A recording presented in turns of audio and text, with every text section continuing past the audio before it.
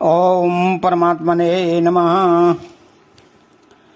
तेज क्षमा धृतिः शौचमद्रोहो नात्मानता भवन्त संपदम दैवी अभिजातस्य भारत।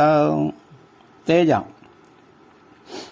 महापुरुषों का संग मिलने पर उनके प्रभाव से प्रभावित होकर साधारण पुरुष भी दुर्गुण दुराचारों का त्याग करके सद्गुण सदाचारों में लग जाते हैं।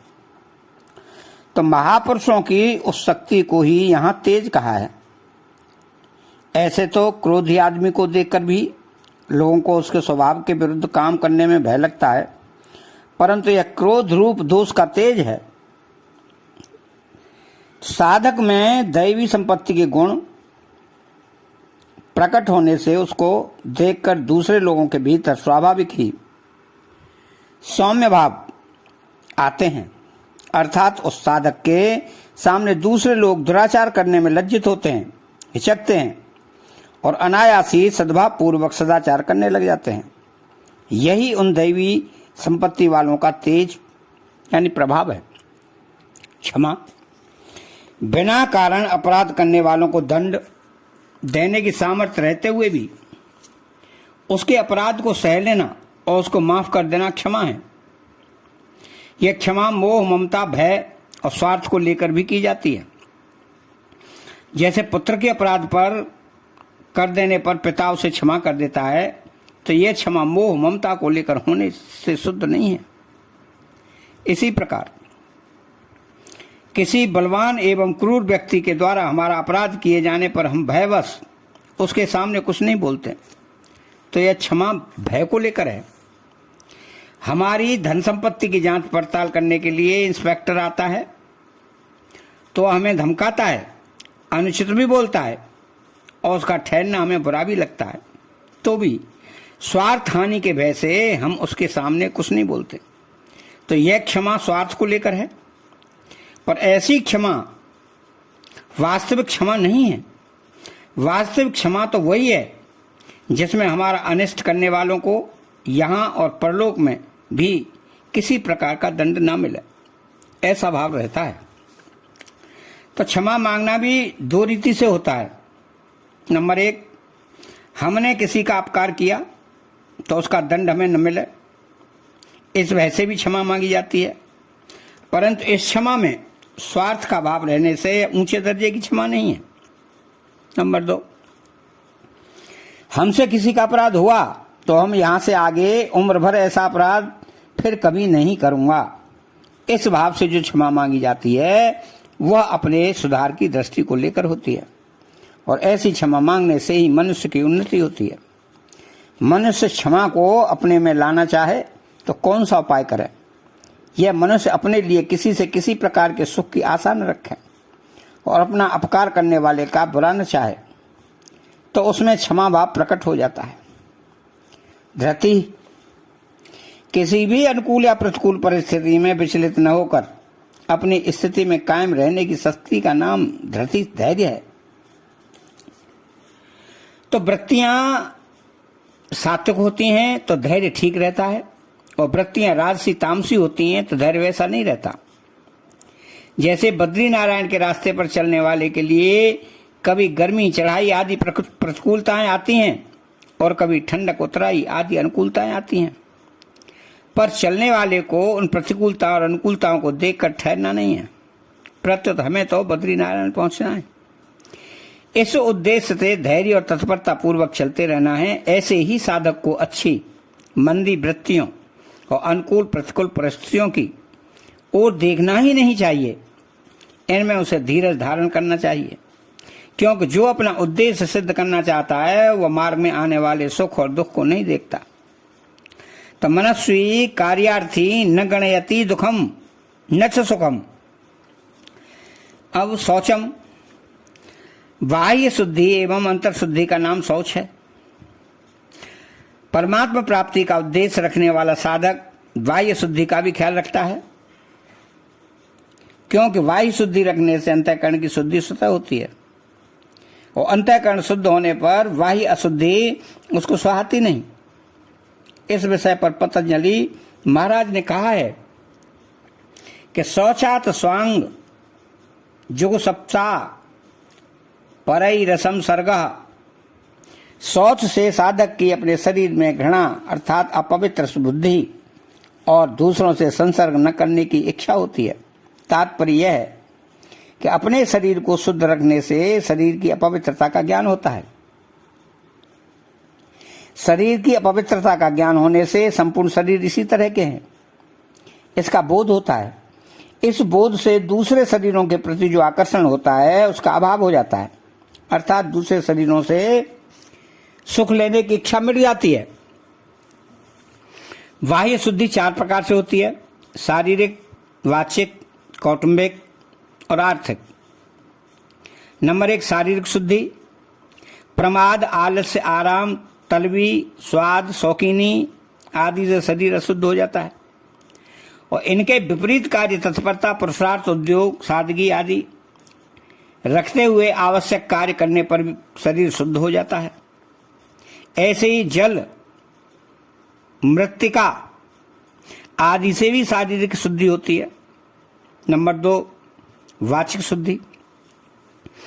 झूठ बोलने, कड़वा बोलने, वृथा बकवाद करने, निंदा करने, चुगली करने आदि से वाणी शुद्ध हो जाती है। इन दोषों से रहित होकर सत्य, प्रिय एवं हितकारक आवश्यक वचन बोलना, जिससे दूसरों की पारमार्थिक उन्नति होती हो और देश, ग्राम, मोहल्ले, परिवार, कुटुंबी आदि का हित होता हो, और अनावश्यक बात न करना, यह वाणी की शुद्धि है। नंबर 3 कौटुंबिक शुद्धि। अपने बाल बच्चों को अपनी शिक्षा देना, अच्छी शिक्षा देना, जिससे उनका हित हो, वही आचरण करना। कुटुंबियों का हम पर जो न्याययुक्त अधिकार है उसको अपनी शक्ति के अनुसार पूरा करना। कुटुंबियों में किसी का पक्षपात न करके सबका समान रूप से हित करना, यह कौटुंबिक शुद्धि है। नंबर 4 आर्थिक शुद्धि। न्याययुक्त, सत्यतापूर्वक दूसरों के हित का बर्ताव करते हुए जिस धन का उपार्जन किया गया है उसको यथाशक्ति अरक्षित, अभावग्रस्त, दरिद्री, रोगी, अकाल पीड़ित, भूखे आदि आवश्यकता वालों को देने से एवं गौ, स्त्री, ब्राह्मणों की रक्षा में लगाने से द्रव्य की शुद्धि होती है। तो त्यागी, बैरागी, तपस्वी, संत, महापुरुषों की सेवा में लगाने से एवं सद्ग्रंथों को सरल भाषा में छपवाकर कम मूल्य में देने से तथा उनका लोगों में प्रचार करने से धन की महान शुद्धि हो जाती है। तो परमात्मा प्राप्ति का ही उद्देश्य हो जाने पर अपनी स्वयं की शुद्धि हो जाती है। स्वयं की शुद्धि होने पर शरीर, वाणी, कुटुंब, धन आदि सभी शुद्ध एवं पवित्र होने लगते हैं। शरीर आदि के शुद्ध हो जाने से वहां का स्थान, वायुमंडल आदि भी शुद्ध हो जाते हैं। बाह्य शुद्धि और पवित्रता का ख्याल रखने से शरीर की वास्तविकता अनुभव में आ जाती है, जैसे शरीर से अहंता, ममता छोड़ने में सहायता मिलती है। तो इस प्रकार ये साधन भी परमात्मा प्राप्ति में निमित्त बनता है। अद्रोह, बिना कारण अनिष्ट करने वाले के प्रति भी अंतःकरण में बदला लेने की भावना का न होना अद्रोह है। साधारण व्यक्ति का कोई अनिष्ट करता है तो उसके मन में अनिष्ट करने वाले के प्रति द्वेष की एक गांठ बन जाती है कि मौका पड़ने पर मैं इसका बदला ले कर ही रहूंगा। किंतु जिसका उद्देश्य परमात्मा प्राप्ति का है उस साधक का कोई कितना ही अनिष्ट क्यों न करे, उसके मन में अनिष्ट करने वाले के प्रति बदला लेने की भावना ही पैदा नहीं होती। कारण कि कर्म योग का साधक सबके हित के लिए कर्तव्य कर्म करता है। ज्ञान योग का साधक सबको अपना स्वरूप समझता है और भक्ति योग का साधक सब में अपने इष्ट भगवान को समझता है। अतः वह किसी के प्रति कैसे द्रोह कर सकता है। तो नये प्रभु मैं देखें जगत के ही सन करें विरोध।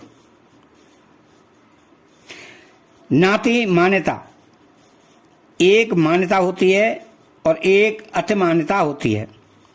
सामान्य व्यक्तियों से मान चाहना मान्यता है और जिनसे हमने शिक्षा प्राप्त की, जिनका आदर्श ग्रहण किया और ग्रहण करना चाहते हैं, उनसे भी अपना मान, आदर, सत्कार चाहा,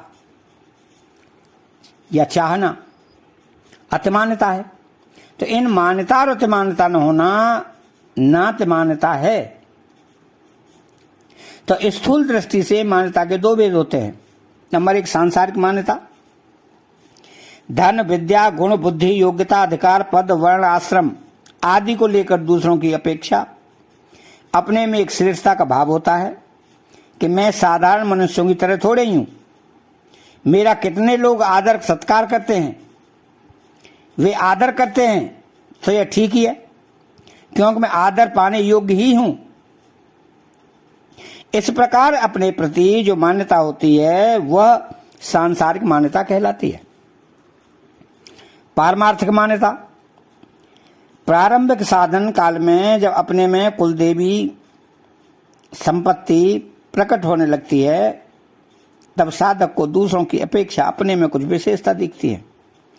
साथ ही दूसरे लोग भी उसे परमात्मा की ओर चलने वाला साधक मानकर उसका विशेष आदर करते हैं और साथ ही साथ ये साधन करने वाले हैं, अच्छे सज्जन हैं, ऐसी प्रशंसा भी करते हैं।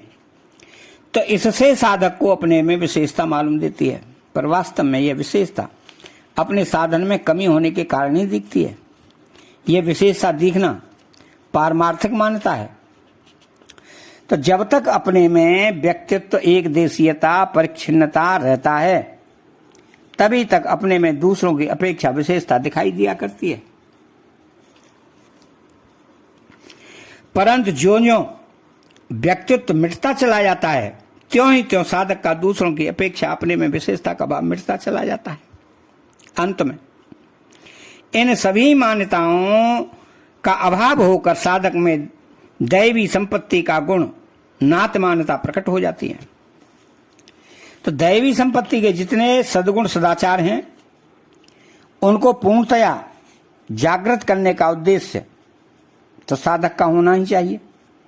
हाँ, प्रकृति स्वभाव की भिन्नता से किसी में किसी गुण की कमी तो किसी में किसी गुण की कमी रह सकती है, परंतु वह कमी साधक के मन में खटकती रहती है और वह प्रभु का आश्रय लेकर अपने साधन को तत्परता से करते रहता है।